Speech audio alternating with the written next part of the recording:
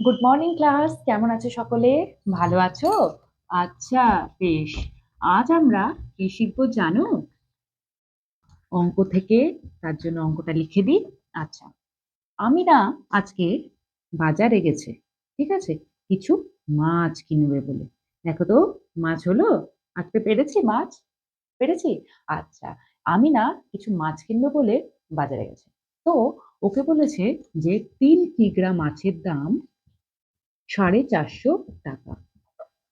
ওর কতটা মাছ লাগবে? ওর লাগবে 6 কিগ্রা মাছ। 3 কিগ্রা মাছের দাম বলেছে 450 টাকা। তাহলে 6 কিগ্রা মাছের দাম কত? কি করে বার করতে হবে জানো? সেইটাই আমরা আজকে শিখবো। দেখো, এইটা হচ্ছে কিগ্রা, ব্যাকেটে লিখবো এই এককটা, ঠিক আছে। আর এই দিকে লিখবো ওজন। এই কিগ্রাটা মুছে দেবো। দেখো, ঠিক আছে। আচ্ছা, এটা কি? দাম। ব্যাকেটে কি লিখবো? একক কি আছে? টাকা। ঠিক আছে। তাহলে তারপরে এইটাকে আমরা মুছে দেব। বোঝা গেল? 3 কিগ্রার দাম 450 টাকা। 6 কিগ্রার দাম কত? 3 কিগ্রার যত দাম হবে, 6 কিগ্রার কি তার থেকে কম দাম হবে না বেশি দাম হবে? তোমরাই বলো। বেশি দাম হবে। আচ্ছা, তাহলে আমরা লিখি যে ওজন বাড়লে দাম কি হবে? বাড়বে না কমবে? বাড়বে। যদি এই দিকেরটা বাড়লে এই দিকেরটাও বাড়ে, তাহলে কি হবে? সরল। কি হবে? সরল, সোজা। ঠিক আছে, তাহলে লিখবো এটি সরল সম্পর্ক। আজকে আমরা শিখছি সরল সম্পর্ক। ঠিক আছে, ঐকিক নিয়মের সরল সম্পর্ক। আর এক ধরনের সম্পর্ক হয়, সেটা হচ্ছে ব্যস্ত সম্পর্ক। ওটা সম্পর্কেও আমরা জানবো পরের ক্লাসে। তাহলে দেখো, এইখানে আমরা লিখবো কিন্তু গণিতের ভাষায় সমস্যাটি হলো। ঠিক আছে, এগুলো না লিখলে কিন্তু নাম্বার কমে যাবে। ওই জন্য এগুলো কিন্তু লিখতে হবে গণিতের ভাষায়। আমরা আগে এটাকে সাজিয়ে নিলাম, তারপরে কি লিখলাম যে ওজন যদি বাড়ে 3 কিগ্রার জায়গায় 6 কিগ্রা হলে দামও কিন্তু এইটার থেকে এটা বাড়বে। তাহলে এটা কি? সরল সম্পর্ক। এবার দেখো, আমরা লিখবো 3 কিগ্রা মাছের দাম 450 টাকা। তাহলে এবার কি বার করব? 1 কিগ্রা মাছের দাম। 1 কিগ্রা মাছের দাম যখন বার করবো তখন দাম কমবে না বাড়বে? কমবে। তাই তো? কমলে কি করি আমরা? গুণ না ভাগ? ভাগ করি। ঠিক আছে, তাহলে 450 ভাগ 3 হলো। এবার লিখলাম টাকা। এবার দেখো, 1 কিগ্রার দাম যদি এত হয়, 6 কিগ্রার দাম কত? 1 কিগ্রার দাম যত হবে 6 কিগ্রার দাম তো বেশি হবে। বেশি হলে কি করি? গুণ করি। তাহলে লিখবো 6 কিগ্রা মাছের দাম, এই যে সংখ্যাটা এটাকে গোটাটাই লিখে দেবো, গুণ কত? 6। এবার আমরা কাটাকাটি শিখেছিলাম না, লঘিষ্ঠ আকারে প্রকাশ শিখেছিলাম তো। তাহলে আমরা কাটাকাটি করব। দেখো, 3 × 2 = 6, 450-এর সাথে 2 গুণ করলে 900 টাকা। বুঝতে পারলে কি করে হলো? হুম। এই যে জিনিসটা যখন এই দিকটা বাড়ছে এই দিকটাও বাড়ছে, তখন এটা হয় সরল সম্পর্ক।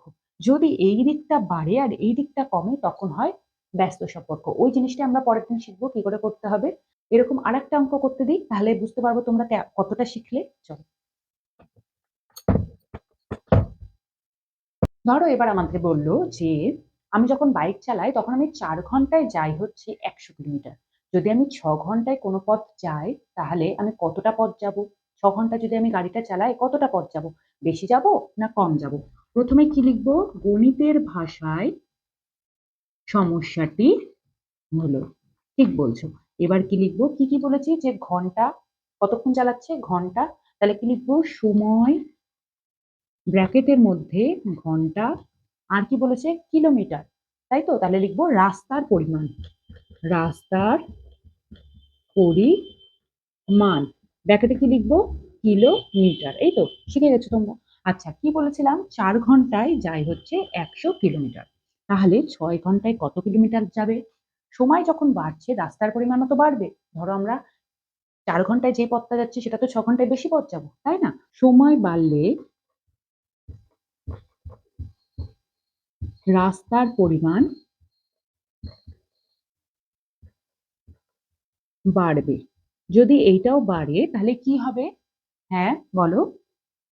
সরল সম্পর্ক। এটি সরল সম্পর্ক। যদি ধরো এখানে বলতো যে 4 ঘন্টায় 100 কিলোমিটার যায়, তাহলে 2 ঘন্টায় কত? তাহলে কি করতাম? সময় কমলে রাস্তার পরিমাণও কমবে। যদি দুটোই কমতো সেক্ষেত্রেও কিন্তু সরল সম্পর্ক। তাহলে তখনও লিখতাম সরল সম্পর্ক। এবার পরের লাইনে কি লিখবো? 4 ঘন্টায় যায় 100 কিমি। 1 ঘন্টায় যায় 100, কি করব? 1 ঘন্টা বার করতে গেলে ভাগ। 100 ভাগ 4 কিমি। এবার দেখো 1 ঘন্টায় এত কিলোমিটার যায়। ঠিক আছে? এটা এরকম রেখে দিলাম। তাহলে 6 ঘন্টায় যায়, কি করতে হবে? 1 ঘন্টায় যে পরিমাণ 6 ঘন্টায় কি বেশি? বেশি হলে গুণ। তাহলে এবার দেখো কাটাকাটি করব, লঘিষ্ঠ আকারে প্রকাশ করব। 2 দিয়ে কাটলাম 2, 2 দিয়ে কাটলাম 50, 2 দিয়ে কাটলাম 3, 50 আর 3 এ গুণ করলে হবে 150 কিলোমিটার। বোঝা গেল কিভাবে করলাম?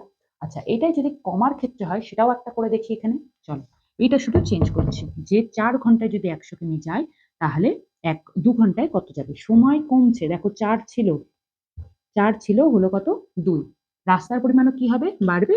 সময় যদি কমে যায় রাস্তার পরিমাণও কমবে। তাহলে এটাও সরল সম্পর্ক।